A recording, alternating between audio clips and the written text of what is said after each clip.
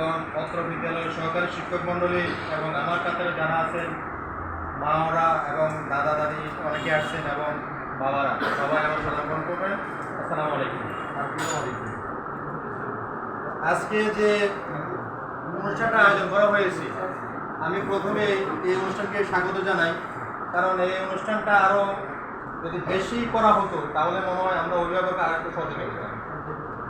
আমাদের প্রাইমারি স্কুলের একটা নিয়ম আছে, সেটা হচ্ছে প্রতি 3 মাসে একটা অভিভাবক সমাবেশ করতে হবে। আমরা প্রতি 3 মাসে অভিভাবকদের সাথে আমাদের একটা যোগাযোগ হয়, ভালো মন্দ নিয়ে আলোচনা হয়। হাই স্কুলের সিস্টেমটা কি আমি জানি না, মানে 3 মাসে বা 6 মাসে কোনো অভিভাবক মানে ডাকার কোনো সিস্টেম আছে কি না। এই যে পত্রটা আমি হাতে পাইছি, যে ফলাফল শিটটা, আমি আসলে ব্যক্তিগতভাবে খুবই হতাশাগ্রস্ত। কারণ এই ফলাফল শিটটা আমার মেয়ের শিটটা দেখে আমি খুবই হতাশাগ্রস্ত, কারণ সে ভালো ফলাফল করতে পারে না।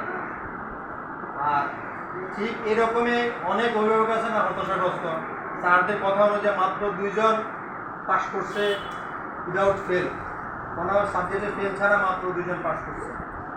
আমি বিগত সনকে স্মরণ করতে চাই। একটু আগে যদুগোপাল স্যার আমার একমাত্র স্যার এই স্কুলের, উনিও বলেছেন একমাত্র স্যার হিসাবে আমি এই স্যারকে পেয়েছি, আর যারা আছে এখানে তারা আমাদের বেশি পরে আসছে।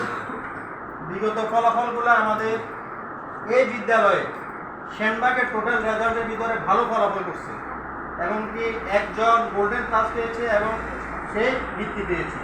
এবং সৌভাগ্যক্রমে ওই ছাত্রী আমারই ছাত্রী, আমাদের প্রাইমারি স্কুল থেকে এই স্কুলে গোল্ডেন ক্লাস পেয়েছে, সেটা টুটোর প্রাইমারির একটা গর্ব।